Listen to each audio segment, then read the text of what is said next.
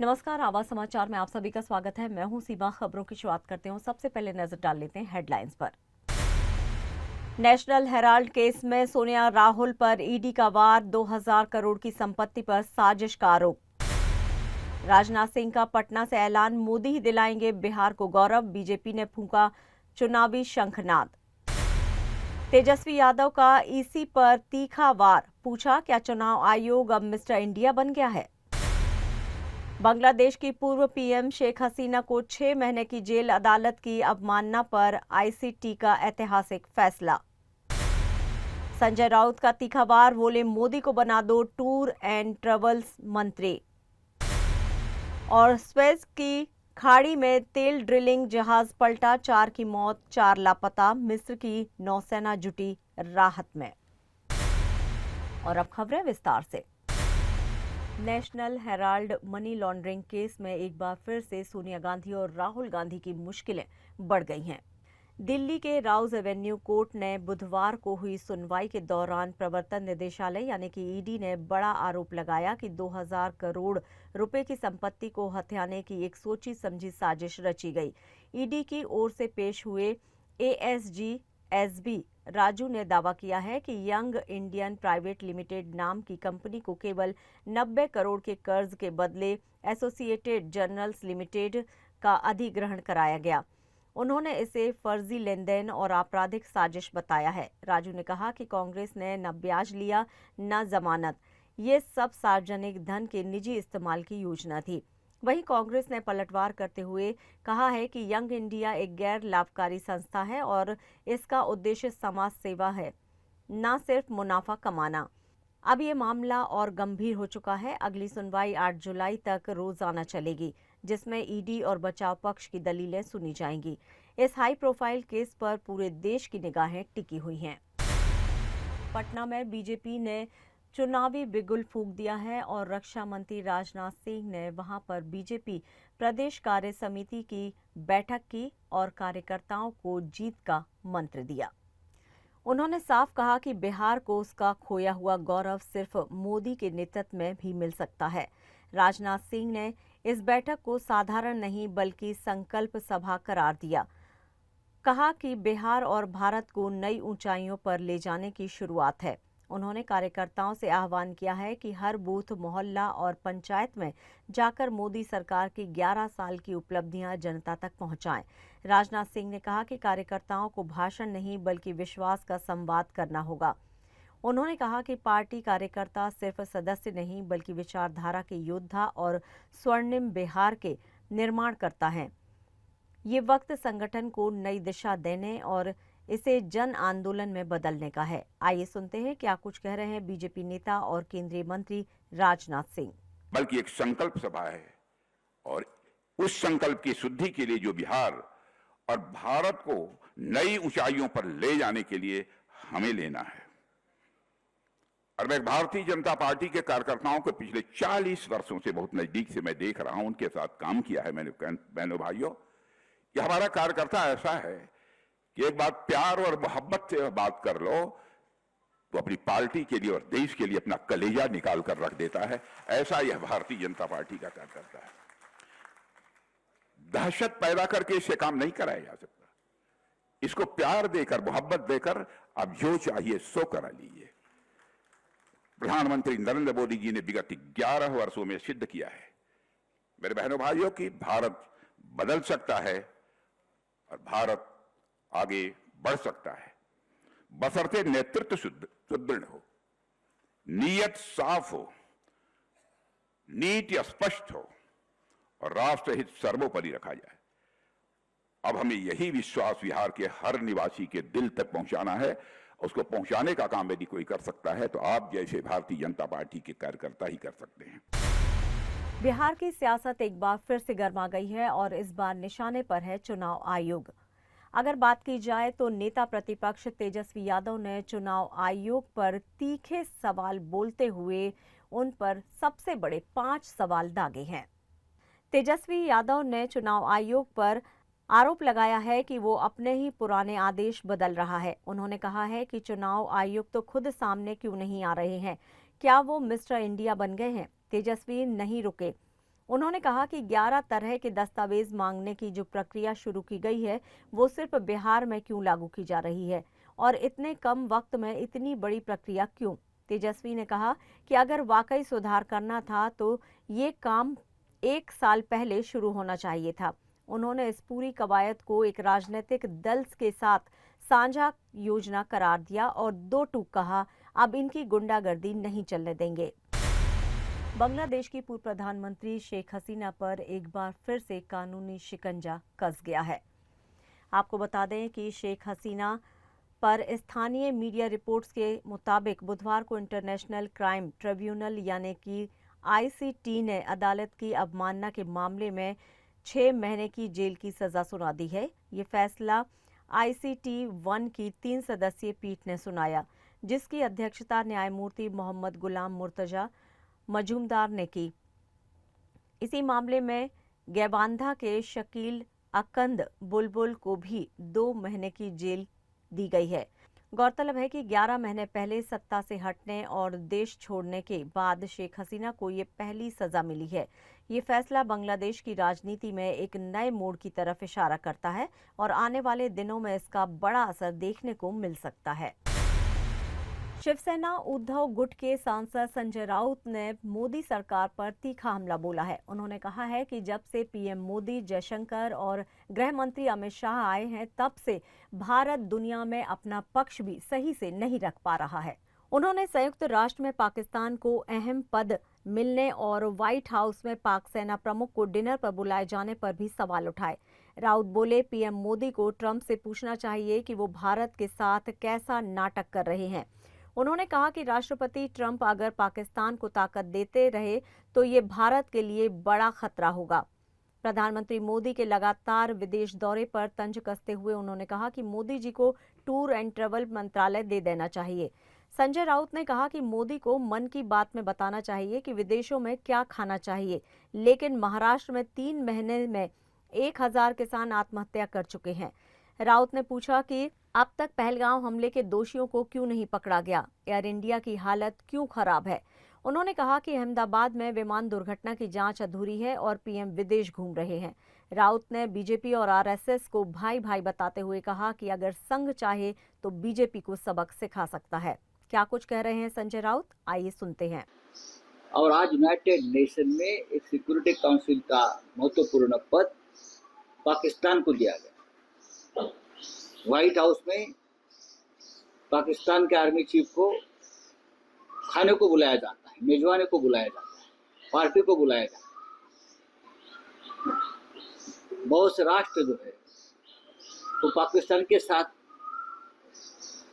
खड़े हो गए ऑपरेशन सिंदूर के बाद, और अब तक भारत के चाहे विदेश मंत्रालय हो चाहे डिफेंस मंत्रालय हो, अब तक उसके ऊपर एक शब्द नहीं बोल पा रहे। पूछना चाहिए मोदी जी ने, इतनी बड़ी छाती है उनकी 56 इंच की। ट्रंप से सवाल करना चाहिए, ये क्या चल रहा है हिंदुस्तान के साथ, आप कौन सी नौटंकी कर रहे हो। देखिए, ये बहुत ही गंभीर बात है, मैं ये मानता हूँ। और नरेंद्र मोदी आज भी प्रधानमंत्री जी विदेश घूम रहे हैं, आज यहाँ है कल वहाँ है। हमारे साथ यूनाइटेड नेशन में हमारे आवाज में आवाज मिलाने वाला कोई नहीं। पूछिए नेतन्याहू को, क्या हमारे साथ खड़े रहेंगे आप? जिस तरह से पाकिस्तान को ताकत देने की कोशिश प्रेसिडेंट ट्रंप कर रहे हैं, ये आने वाले दिनों में भविष्य में भारत के लिए खतरा है। उनके पास टूर एंड ट्रैवल मिनिस्ट्री भी होनी चाहिए स्पेशली, और ट्रैवल टूरिज्म के एम्बेसडर देश के होने चाहिए, और बताना चाहिए मन की बात में कि हमारे भारत की जनता ने कौन से देश में जाना चाहिए, कहाँ रहना चाहिए, क्या खाना चाहिए, कौन से होटल में रहना चाहिए, कहाँ कंसेशन मिलता है। मोदी जी देश में है कहाँ? महाराष्ट्र में 3 महीने में 1000 किसानों की आत्महत्या हो गई है। कि मोदी जी को मालूम है अब तक पहलगांव के जो हत्यारे हैं, टेररिस्ट है 4, उसको हम ढूंढ नहीं पा रहे। क्या ये मोदी जी को पता है? आप बताइए। एयर इंडिया पूरी तरह से खत्म हो चुकी है। अहमदाबाद में तो प्लेन क्रैश हो गया, उसके बारे में क्या हो गया उसका हम पता नहीं कर पा रहे, और मोदी जी विदेश में घूम रहे हैं प्रधानमंत्री की देश की हालत है। आरएसएस और भारतीय जनता पार्टी भाई भाई है। अब दो भाइयों में क्या होने वाला है अंदर मालूम नहीं। अब भाई भाई में झगड़ा भी होता है ना। अब लगता है कि बीजेपी और आरएसएस में कुछ चल रहा है अंदर, लेकिन अगर आरएसएस अगर मन में लाता है तो बीजेपी को सबक सिखा सकते हैं, क्योंकि आज जो बीजेपी आपको दिख रही है वो तो आरएसएस के कार्यकर्ता की ताकत के ऊपर इतनी जीत मिले उनको। वहीं संजय राउत के बयान पर बीजेपी नेता और मंत्री गिरीश महाजन ने कहा कि संजय राउत बकवास करते हैं, उनके पास कोई मुद्दा नहीं रहा। वहीं मुख्यमंत्री ने कहा है कि किसी के बाप में हिम्मत नहीं है जो मुंबई को महाराष्ट्र से तोड़ सके। मुझे लगता है जब भी चुनाव आते हैं तब संजय राउत हो, उबाटा हो, यही बात करती है कि बस मुंबई से अभी महाराष्ट्र से तोड़ा जाएगा, मुंबई को अलग कर दिया जाएगा, मुंबई को गुजरात में जोड़ दिया जाएगा। मुझे लगता है हर वक्त ऐसी बकवास मैं कहूँगा, इस बात में कोई मीनिंग ही नहीं है, कोई मतलब ही नहीं इस बात का। माननीय मुख्यमंत्री जी ने ये बार बार कहा है और सदन में कहा है कि भाई अब इनके पास कोई मुद्दा नहीं, अभी ये बात करेंगे कि भाई मुंबई महाराष्ट्र से तोड़ी जाएगी। लेकिन माननीय मुख्यमंत्री ने ये भी कहा है कि किसी की हिम्मत नहीं है, किसी के बाप की भी हिम्मत नहीं है कि मुंबई महाराष्ट्र से तोड़ेगा। लेकिन इनके पास कोई चुनावी मुद्दा नहीं है, इनके पीछे इनके फॉलोअर नहीं रहे, इनका पीछे कोई जनता का आम जनता का सपोर्ट नहीं है, इसलिए बस ये बेहुदा बातें संजय राउत या उबाटा उद्धव जी करते रहते हैं। मिस्र के स्वेज की खाड़ी में एक बड़ा हादसा हो गया है। आपको बता दें कि मंगलवार शाम रस घारेब शहर के पास एक तेल ड्रिलिंग जहाज पलट गया, जिसमें 30 सदस्यीय चालक दल सवार था। इस हादसे में अब तक 4 लोगों की मौत हो चुकी है, जबकि 4 अन्य लापता हैं। मिस्र के पेट्रोलियम मंत्रालय के अनुसार ये जहाज गेबल एल जीत नामक क्षेत्र में पलटा, जो स्वेज नहर से करीब 300 किलोमीटर दक्षिण में स्थित है। राहत की बात ये थी कि 22 कर्मचारियों को बचा लिया गया है। मिस्र की नौसेना अभी भी 4 लापता लोगों की तलाश में जुटी हुई है। स्थानीय मीडिया की माने तो हादसे के वक्त जहाज को एक और खुदाई क्षेत्र में खींचा जा रहा था। ये इलाका मिस्र के प्रमुख तेल उत्पादन स्थलों में से एक है। हालांकि हादसे के कारणों की अभी जांच जारी है। स्वेज नहर प्राधिकरण ने स्पष्ट किया है कि इस हादसे से नहर में जहाजों की आवाजाही प्रभावित नहीं हुई है। स्वेज नहर प्राधिकरण ने स्पष्ट किया है कि इस हादसे से नहर में जहाजों की आवाजाही प्रभावित नहीं हुई है। खबरों में यहाँ लेंगे एक छोटा सा ब्रेक। आप बने रहिए आवाज समाचार के साथ।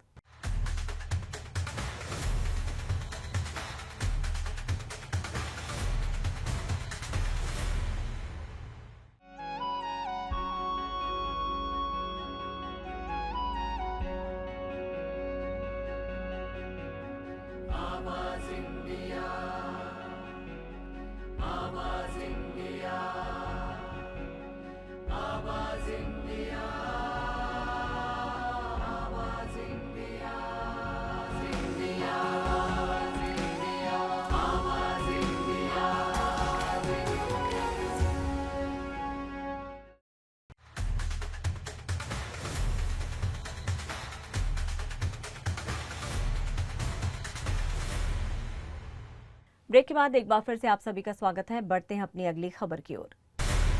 12 जून को अहमदाबाद में हुए विमान हादसे की जांच अब अपने अंतिम निर्णायक मोड़ पर पहुंच चुकी है। जांच एजेंसियों ने क्रैश हुए विमान के ब्लैक बॉक्स से पूरा डेटा रिकवर कर लिया है और अब इस डेटा की बारीकी से पड़ताल की जा रही है। प्राथमिक जांच में संदेह जताया जा रहा है कि कहीं पायलटों से गलती से इंजन बंद तो नहीं हो गया था। इसी संभावना को ध्यान में रखते हुए मुंबई में एयर इंडिया के 3 पायलट्स ने उस क्रैश सिनेरियो को रिक्रिएट भी किया। फ्यूल स्विच की स्थिति, इंजन की प्रतिक्रियाएं और मलबे से जुड़े संकेतों का आपस में मिलान किया जा रहा है ताकि तकनीकी या मानवीय चूक का सही कारण सामने आ सके। जांच रिपोर्ट सामने आने तक सवाल कायम है। क्या ये हादसा तकनीकी खामी थी या इंसानी भूल? जांच एजेंसियां हर एंगल से तहकीकात कर रही हैं और जैसे जैसे जानकारी सामने आ रही है, पूरे देश की निगाहें इस रिपोर्ट पर लगी रहेंगी। महाराष्ट्र विधानसभा का मॉनसून सत्र चल रहा है, जिसमें सियासी टकराव लगातार जारी है और खासकर किसानों के मुद्दे पर आज विपक्ष ने जोरदार हंगामा किया। कांग्रेस, शिवसेना, यूवीटी, एनसीपी समेत तमाम विपक्षी दलों ने सरकार पर किसानों की अनदेखी का आरोप लगाते हुए सदन से वॉकआउट कर दिया।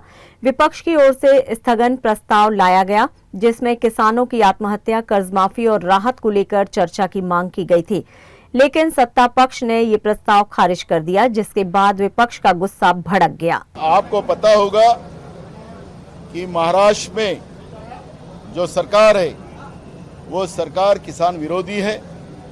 छत्रपति शिवाजी महाराज को हम लोग प्रणाम करके हाउस में जाते हैं, असेंबली में जाते हैं, लेकिन छत्रपति शिवाजी महाराज के विचार का पालन ये लोग नहीं करते। छत्रपति शिवाजी महाराज कहते थे कि मेरे किसान के अगर सब्जी को भी अगर उंगली लगी तो मैं हाथ कलम कर दूंगा। वो इतना आदर छत्रपति शिवाजी महाराज का किसानों के बारे में था। लेकिन ये सरकार महाराष्ट्र में रोज किसानों की आत्महत्या हो रही है। 3 महीने में हजारों शेतकरियों ने आत्महत्या की, सरकार को चिंता ही नहीं।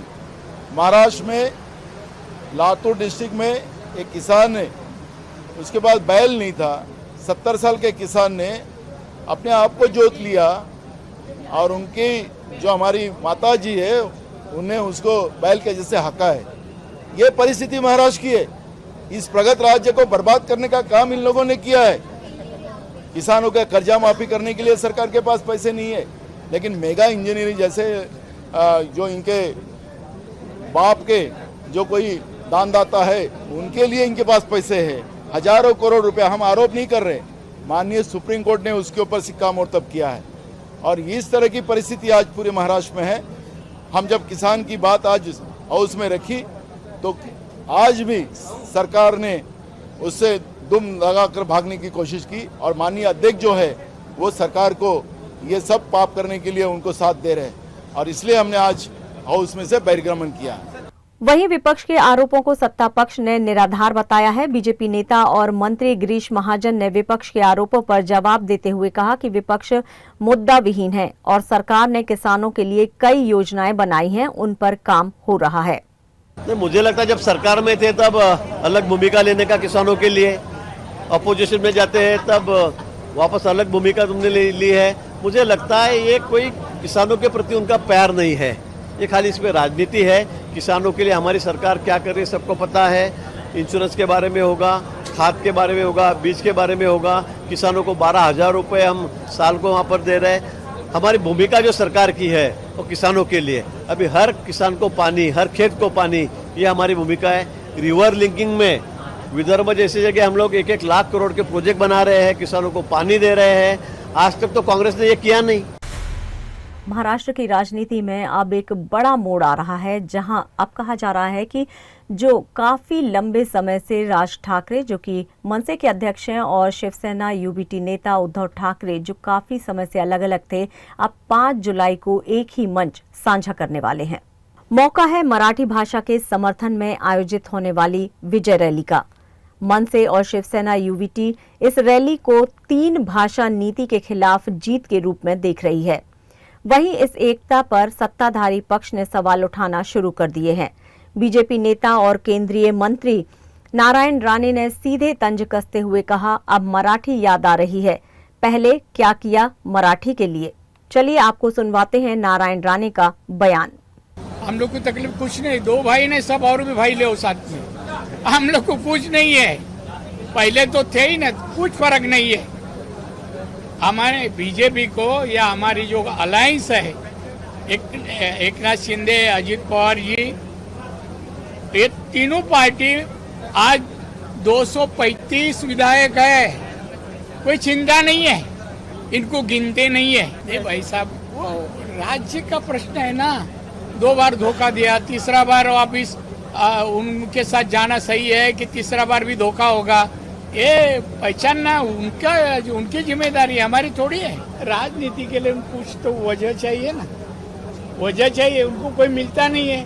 लोगों का किसी तरह का, किसान हो, कामगार हो, किसी लोगों का, ये महाराष्ट्र की जनता का प्रश्न वो उठा नहीं सकते, ताकत नहीं। कि मुख्यमंत्री था जब भी कुछ किया नहीं, 2.5 साल में 2 दिन तो मंत्रालय आए, उनका काम कुछ भी नहीं था, आज भी नहीं है। आज भी दूसरे उठा रहे हैं कि मराठी का मुद्दा, तो ये उसमें ज्वाइन होना चाहते, बस श्रेय लेने के लिए।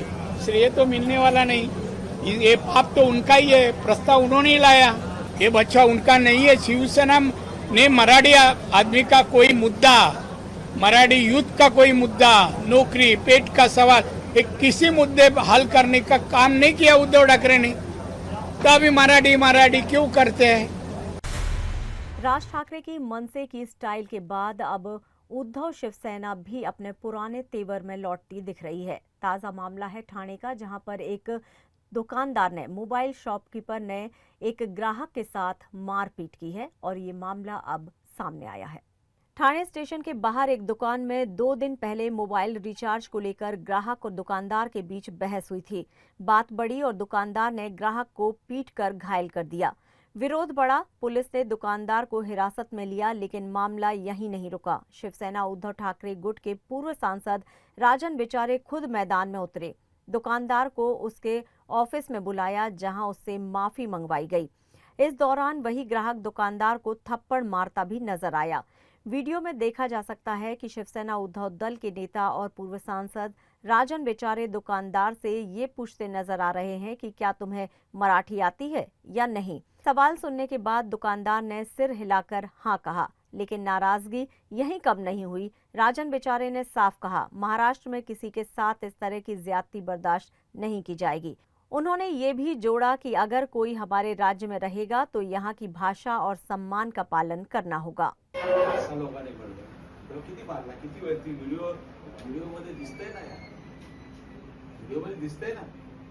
तुम्हाला एक तरी फटका खाल्ला तर काय एवढं डोकं हे करायला पाहिजे? आणि एवढी चरबी नाही चालणार, महाराष्ट्र है।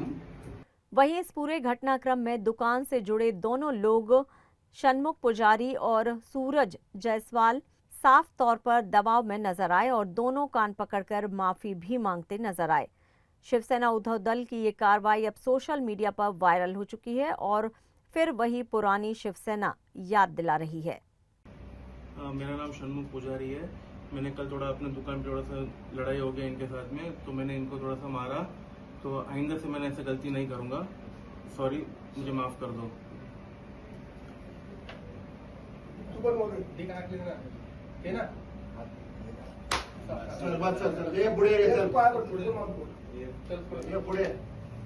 तू बोल पहिले तुझं नाव काय? नाव सूरज बोलत वैसे बोल, कान बोल, सूरज जयस्वाल, पूरा ठीक से पकड़, सूरज जयस्वाल बोल नाम या माता ठीक है, बस ज़्यादा चले। पुणे के पिंपरी चिंचवाड़ में आज एक बड़ा हादसा होते होते बच गया, जहां पर एक पेड़ बस पर जा गिरा। आपको बता दें कि ओल्ड पुणे मुंबई हाईवे पर करीब 10 बजे के आसपास ये हादसा हुआ। ये बस पुणे महानगर परिवहन महामंडल यानी कि PMPML की थी, जो निगड़ी की ओर जा रही थी। बस में करीब 70 यात्री सवार थे, लेकिन सौभाग्य रहा कि सभी सुरक्षित बच गए। घटना की वजह भी सामने आ चुकी है। सड़क किनारे केबल बिछाने के लिए खुदाई की जा रही थी। इसी खुदाई के चलते पेड़ की जड़ें कमजोर हो गईं और तेज रफ्तार बस पर भारी तना टूटकर गिर गया। टक्कर इतनी तेज थी कि बस के ऊपर का हिस्सा क्षतिग्रस्त हो गया, लेकिन फौरन फायर ब्रिगेड मौके पर पहुंची। यात्रियों को सुरक्षित बाहर निकाला गया और बड़ी जनहानि टल गई। हादसे में कुछ देर के लिए हाईवे पर ट्रैफिक जरूर जाम रहा। हालांकि पेड़ और बस को हटाने के बाद अब यातायात सामान्य हो गया है। फिलहाल स्थानीय प्रशासन इस हादसे की जांच में जुटा है कि इतनी लापरवाही के बावजूद सुरक्षा के क्या इंतजाम किए गए थे। और खबरों में लेंगे यहाँ एक और छोटा सा ब्रेक, आप बने रहिए हमारे साथ।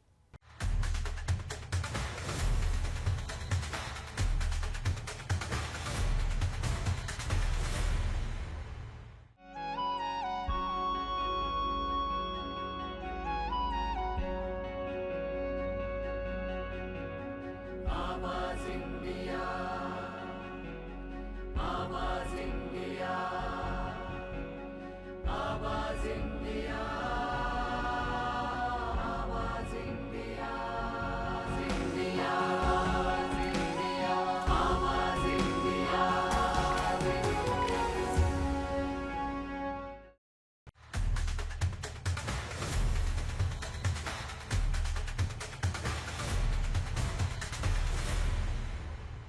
ब्रेक के बाद एक बार फिर से आप सभी का स्वागत है। बढ़ते हैं अपनी अगली खबर की ओर। टीम इंडिया ने इंग्लैंड दौरे में धमाकेदार प्रदर्शन अपना जारी रखा है। महिला T20 सीरीज के दूसरे मुकाबले में भारत ने इंग्लैंड को 24 रन से हराकर 2-0 से अपनी बढ़त बनाए रखी है। इस मैच की स्टार रही 24 साल की अमनजोत कौर, जिन्होंने सिर्फ 40 गेंदों में 63 रनों की ताबड़तोड़ पारी खेली है। जब टीम इंडिया ने 31 रन पर 3 विकेट गंवा दिए थे, तब अमनजोत ने जेमिका रोड्रिग्स के साथ मिलकर 53 रनों की साझेदारी की। जेमिमा ने भी 63 रनों की लाजवाब पारी खेली और भारत को 181 रन तक पहुंचाया। जवाब में इंग्लैंड की टीम ने 20 ओवर में सिर्फ 157 रन ही बनाए। शुरुआती झटकों ने इंग्लिश टीम की कमर तोड़ दी। वहीं टैमी ब्लूमोंट का रन आउट होना गेम चेंजर साबित हुआ। गेंदबाजी में भी श्रीचरणी ने 2 विकेट चटकाए, वहीं दीप्ति शर्मा और अमनजोत ने 1-1 विकेट लिया। अमनजोत ने बल्ले के साथ गेंद से भी कमाल किया और इंग्लैंड की कप्तान साइवर ब्रेंट को आउट किया। ऑलराउंड परफॉर्मेंस के लिए उन्हें प्लेयर ऑफ द मैच चुना गया। इस जीत से टीम इंडिया ने इंग्लैंड को सीरीज में बैकफुट पर ला खड़ा किया है। अब भारत की नजरें तीसरे मुकाबले में क्लीन स्वीप की ओर होंगी। लंदन की सड़कों पर प्रियंका चोपड़ा और उनके पति निक जोनस ने एक वीडियो शूट कर अपने प्यार का जादू बिखेर दिया।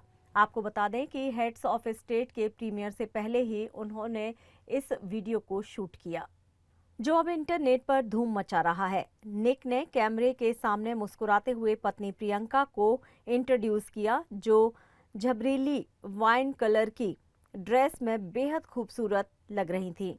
बैकग्राउंड में बज रहे बम बम गाने पर प्रियंका ने थिरकना शुरू कर दिया और निक ने भी उनका साथ दिया, वो भी सड़क पर ही। वीडियो के अंत में निक ने प्रियंका को गले लगाया और अपने प्यार का इजहार किया, जिसे देखकर फैंस की आंखें भीग गई। सोशल मीडिया पर इस वीडियो को लाखों व्यूज और हजारों कमेंट्स मिले। लोगों ने कहा, ये रिश्ता आइडियल है। प्रियंका इन दिनों अपनी नई फिल्म हेड्स ऑफ स्टेट को प्रमोट कर रही हैं, जो एक एक्शन कॉमेडी फिल्म है और हाल ही में अमेज़न प्राइम पर रिलीज हुई है। फिल्म में उनके साथ जॉन सीना और इद्रीस एल्बा जैसे हॉलीवुड स्टार्स भी हैं। वहीं प्रियंका जल्द ही MS राजामौली की फिल्म और वेब सीरीज सिटाडेल 2 में भी नजर आएंगी। फिलहाल लंदन में उनका स्टाइल और निक के साथ उनकी केमिस्ट्री, दोनों ने एक बार फिर से फैंस का दिल जीत लिया है। Social media sensation Urfi Javed एक बार फिर से सुर्खियों में हैं और इस बार वो जो वायरल हुई हैं उसकी वजह है उनकी लाइट ड्रेस, जिसमें न सिर्फ लाइट जलती है बल्कि टीवी स्क्रीन जैसा डिस्प्ले भी नजर आता है। उर्फी ने अब खुद इस आउटफिट की मेकिंग और पीछे की कहानी का खुलासा किया है। उन्होंने बताया है कि ये खास ड्रेस उन्होंने 2025 के कांस फिल्म फेस्टिवल के लिए तैयार करवाई थी, लेकिन वीजा रिजेक्ट हो जाने के चलते वो कांस नहीं जा सके। इस ड्रेस को बनाने में पूरे 3 महीने लगे और इसमें वायरिंग, प्रोग्रामिंग से लेकर ग्राफिक्स तक शामिल है। ड्रेस में द ट्रेटर्स का लोगो और कई कार्टून कैरेक्टर्स दिखते हैं। बारिश के चलते उर्फी से पहले बाहर नहीं पहन पा रही थी, लेकिन अब उर्फी इस ड्रेस को पहनकर सोशल मीडिया पर, इंटरनेट पर धमाल मचा रही हैं। फैंस उनकी क्रिएटिविटी की खूब तारीफ भी कर रहे हैं। बॉलीवुड स्टार और दीवा करीना कपूर एक बार फिर से सुर्खियों में हैं और वजह है इस बार उनका साउथ की फिल्म से जुड़ना।